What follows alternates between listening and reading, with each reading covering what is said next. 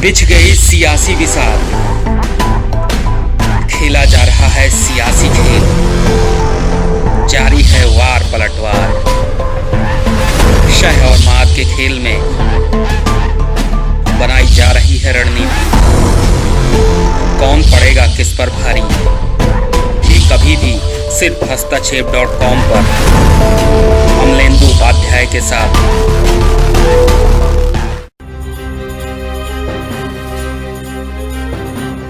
नमस्कार, दिन भर की बड़ी खबरों में आपका स्वागत है। आपके साथ मैं हूं आदित्य कुमार। आज इस बुलेटिन में बात होगी संसद के मॉनसून सत्र को लेकर चल रहे घमासान की, रोजगार के मुद्दे को उजागर कर रहे राहुल गांधी की, जानेंगे कि देश की अर्थव्यवस्था के कब तक सुधरेंगे हालात, और केंद्रीय मंत्री ने गुजरात सरकार को अधूरे पड़े प्रोजेक्ट की क्यों दिलाई याद। साथ ही इस बुलेटिन में बात होगी बिहार में चुनाव से पहले मच रही उथल पुथल की, और आखिर में बात स्वच्छता सिटी सर्वे रिपोर्ट की। लेकिन तमाम बड़ी खबरों से पहले एक नजर सुर्खियों पर। अंतर्राष्ट्रीय क्रिकेट की दुनिया से संन्यास लेने वाले महेंद्र सिंह धोनी को प्रधानमंत्री नरेंद्र मोदी ने लिखा खत। पीएम मोदी ने 2 पेज के इस खत में धोनी के शानदार करियर की सराहना की। पीएम मोदी के पत्र पर धोनी ने बोला शुक्रिया। स्वास्थ्य मुसीबत के दौर में दिल्ली की बिगड़ी अर्थव्यवस्था को पटरी पर लाने के लिए दिल्ली सरकार की नई पहल। 23 अगस्त को दिल्ली के मुख्यमंत्री अरविंद केजरीवाल व्यापारियों से करेंगे डिजिटल संवाद। व्यापारियों के सामने आने वाली चुनौतियों पर करेंगे चर्चा। राजीव गांधी की जयंती पर राजस्थान कांग्रेस की बड़ी पहल। मुख्यमंत्री अशोक गहलोत ने की इंदिरा योजना की शुरुआत। महज 8 रुपए में मिलेगा करीब 1,34,000 लोगों को भोजन। भारतीय अंतरिक्ष अनुसंधान संगठन के निजीकरण पर इसरो चीफ ने दी सफाई। इसरो के चीफ कैलाश बट्यू शिवन ने कहा, स्पेस सेक्टर में सरकार की ओर से उठाए गए कदम गेम चेंजर। इसरो के निजीकरण को लेकर फैली खबरें महज अफवाह। हफ्ते के चौथे कारोबारी दिन लाल निशान पर बंद हुआ बाजार। सेंसेक्स 1.02% की गिरावट के साथ 38,220, तो वहीं नेशनल स्टॉक एक्सचेंज का निफ्टी 0.84% नीचे 11,312 के स्तर पर हुआ बंद। सुर्खियों के बाद अब बात आज की सबसे बड़ी खबर की। संसद का मॉनसून सत्र कब से शुरू होगा, इसकी तारीख अभी तय नहीं हुई है, लेकिन मोदी सरकार यह साफ कह चुकी है कि सत्र बुलाया जाएगा, जिसे लेकर सियासी पारा चढ़ा हुआ है। विपक्षी दल सरकार से वर्चुअल सत्र बुलाने की मांग कर रहे हैं, और इसी पर चर्चा के लिए हमारे साथ मौजूद है राजीव जी। लेकिन उससे पहले ये रिपोर्ट देखिए। देश में आई स्वास्थ्य मुसीबत की वजह से मार्च से संसद की कार्यवाही ठप पड़ी है। जनता से जुड़े मुद्दों पर बहस नहीं हो पा रही है, न रोजगार पर बात है, न अर्थव्यवस्था पर कोई काम है।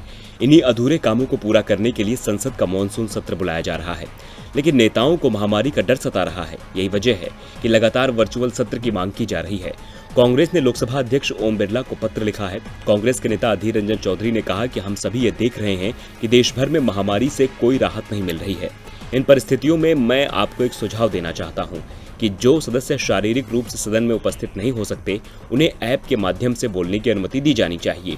वहीं कांग्रेस नेता पी चिदम्बरम ने राज्यसभा के सभापति और उपराष्ट्रपति एम वेंकैया नायडू को लिखा है, जिसमें उन्होंने वर्चुअल भागीदारी की अनुमति देने की अपील की है।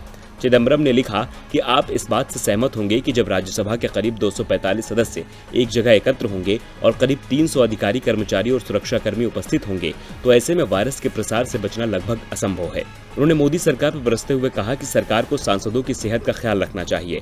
जब पीएम मोदी ऑनलाइन को बढ़ावा देना चाहते हैं, तो फिर सत्र क्यों नहीं बुलाया जा सकता।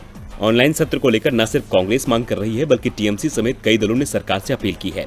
टीएमसी तो ये भी कह चुकी है कि जब पीएम मोदी वर्चुअल तरह से कार्यक्रमों में शामिल हो सकते हैं, तो फिर सांसदों को क्यों नहीं बुलाया जा रहा। अब विपक्ष तो लगातार मांग कर रहा है, ऐसे में देखना होगा कि सरकार क्या फैसला लेती है। तो चलिए अब रुक करते हैं राजीव जी का। राजीव जी, बहुत स्वागत है आपका। तो राजीव जी, संसद सत्र कब तक शुरू होगा और किस तरह से लगेगा, अब तक इस पर चर्चा हो रही है। कांग्रेस सांसद अधीर रंजन चौधरी ने इस बारे में लोकसभा अध्यक्ष को अपने सुझाव वाला पत्र भी लिखा है, लेकिन जिन सावधानियों के साथ अब सत्र आयोजन का विचार हो रहा है, क्या वे उपाय पहले ही आजमाए नहीं जाने चाहिए थे, ताकि इतने महीनों तक संसद मौन नहीं रहती।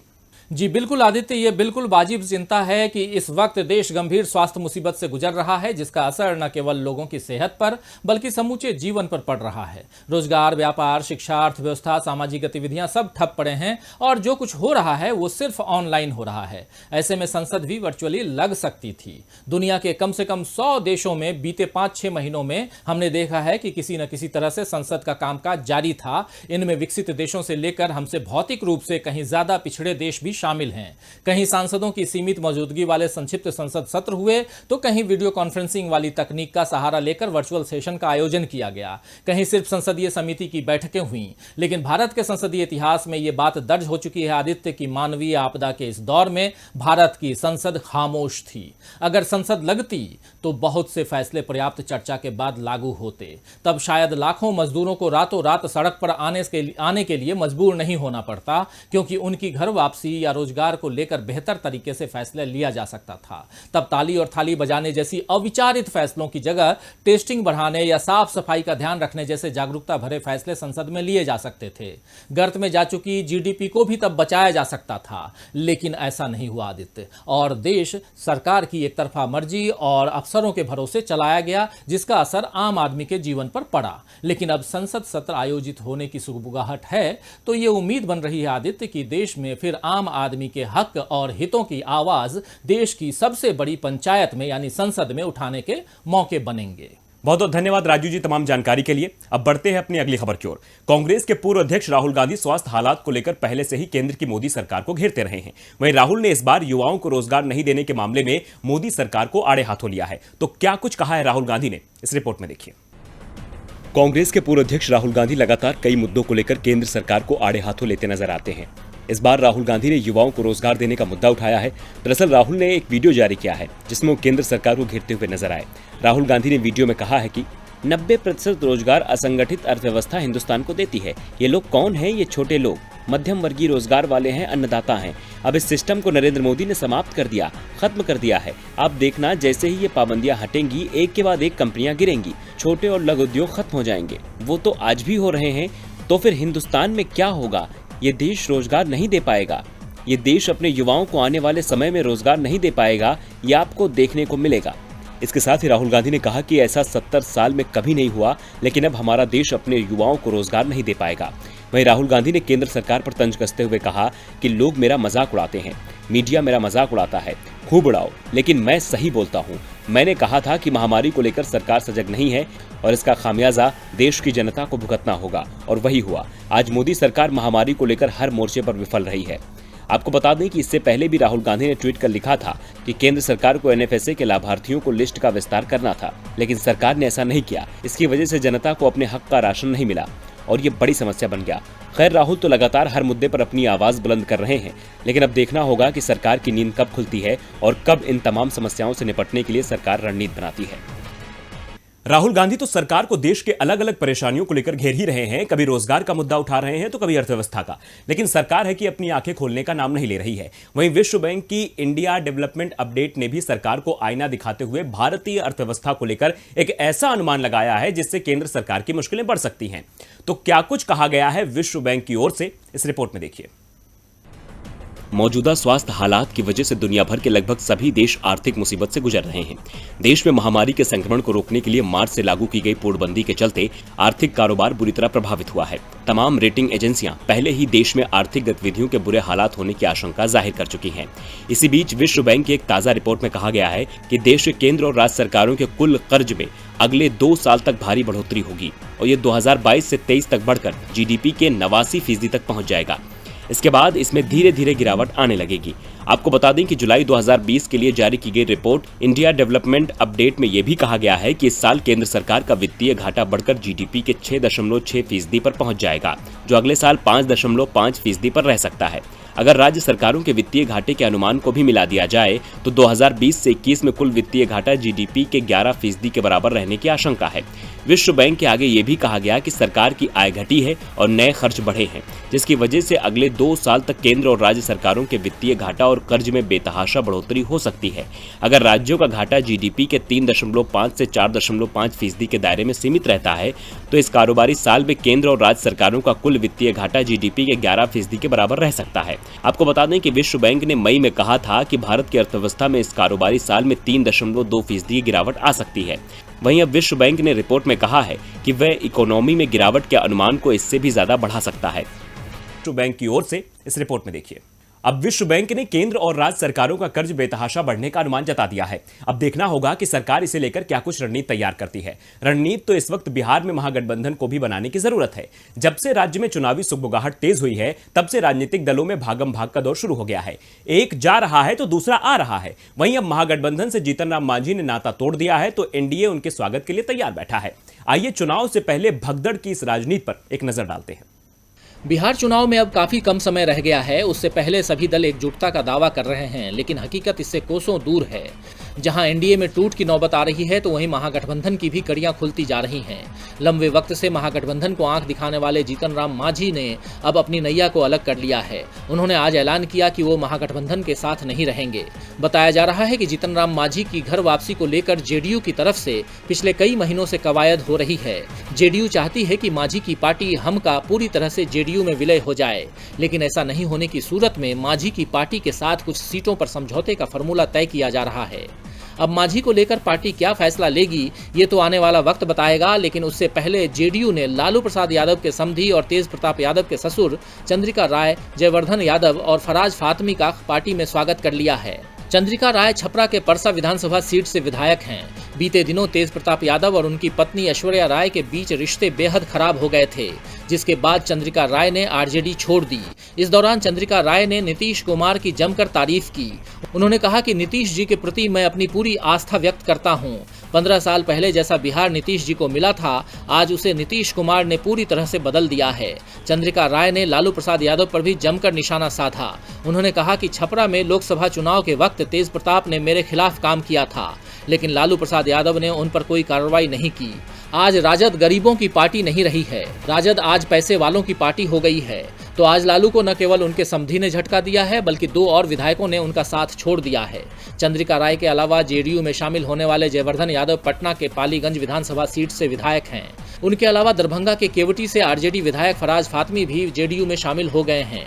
आज आरजेडी और महागठबंधन को झटके पर झटके लगे हैं। ऐसे में इस भागम भाग का हर्जाना उसे चुनाव में भी भुगतना पड़ सकता है। बिहार में महागठबंधन में लगातार दरार आ रही है। अब देखना होगा कि चुनाव पर इसका क्या असर पड़ता है। वहीं असर तो केंद्रीय मंत्री गजेंद्र सिंह शेखावत की शिकायत का गुजरात सरकार पर क्या पड़ता है, इस पर भी सभी की नजरें टिकी हुई हैं। दरअसल केंद्रीय मंत्री ने सीएम रूपाणी को फटकार लगाते हुए उन्हें गुजरात में अधूरी पड़ी परियोजनाओं की याद दिलाई है। जल शक्ति मंत्री का कहना है कि राज्य की बेहतरी के लिए जो 2 योजनाएं शुरू की गई थी, उन पर 6 साल से काम लटका हुआ है। तो कौन सी हैं ये योजनाएं और क्यों अपनी ही राज्य सरकार से नाराज है केंद्रीय मंत्री? एक रिपोर्ट देखिए। गजेंद्र सिंह शेखावत, केंद्र की मोदी सरकार का बड़ा चेहरा। वैसे ये नाम पिछले 2 महीने से लगातार सुर्खियों में बना हुआ है।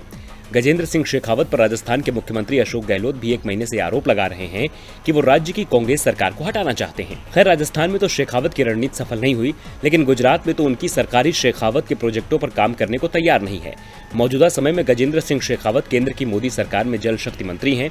उनके मंत्रालय द्वारा गुजरात की 2 नदियां साबरमती और तापी को स्वच्छ बनाने के लिए जो प्रोजेक्ट 2014 में शुरू किया गया था, वो अभी तक पूरा नहीं हो पाया है। इसे लेकर केंद्रीय मंत्री ने गुजरात के सीएम विजय रूपाणी को पत्र लिखा है, जिसमें उन्होंने कहा कि 2014 में फंड्स जारी किए जाने के बावजूद जहां साबरमती नदी का प्रोजेक्ट अभी पूरा किया जाना बाकी है, वहीं तापी नदी पर तो केंद्र के फंड मिलने के 16 महीने के बाद तक कोई काम शुरू नहीं हो पाया है। काम की धीमी गति के कारण प्रोजेक्ट पूरा होने की तारीख को सितंबर 2018 से बढ़ाकर मार्च 2020 तक करना पड़ा और अब इसे मार्च 2021 तक बढ़ाया गया है। इस तरह की असामान्य देरी राज्य को ही प्रोजेक्ट के फायदों से वंचित कर रही है। दोनों ही प्रोजेक्ट्स में जमीनी स्तर पर कोई काम नहीं दिख रहा है। हालांकि साबरमती नदी को स्वच्छ बनाने वाला प्रोजेक्ट अभी दूसरे फेज में ही है। इस प्रोजेक्ट के लिए केंद्र सरकार की ओर से 2014 में ही 444 करोड़ रुपए आवंटित किए गए थे। इसे लेकर ही शेखावत ने गुजरात की बीजेपी सरकार को फटकार लगाई है। लेकिन अब देखना होगा कि केंद्रीय मंत्री शेखावत की फटकार के बाद गुजरात सरकार इन प्रोजेक्टों में तेजी लाती है या फिर ये अपनी ही गति से आगे बढ़ते रहेंगे।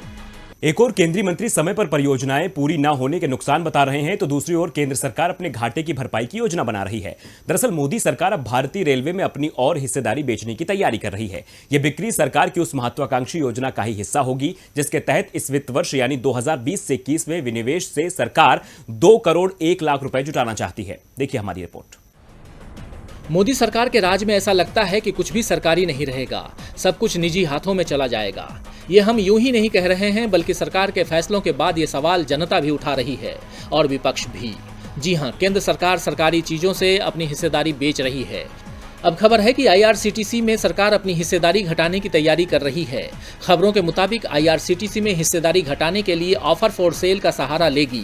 फिलहाल सरकार की आईआरसीटीसी में 47.4% हिस्सेदारी है।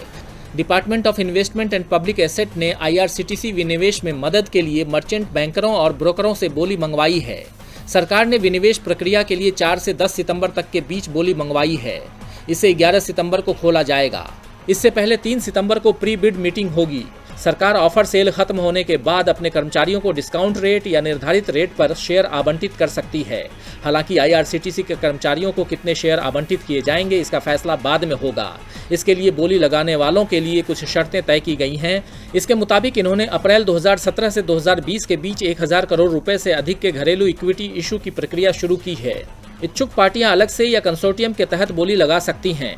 क्वालिफाइड इन्वेस्टर्स मंत्रालय समूह को इस बारे में प्रेजेंटेशन देंगे। इसके बाद अंतिम फैसला लिया जाएगा। आपको बता दें कि आईआरसीटीसी भारतीय रेलवे के लिए ऑनलाइन टिकट और कैटरिंग सर्विस मुहैया कराती है। आईआरसीटीसी रेलवे की एकमात्र अधिकृत सर्विस प्रोवाइडर है।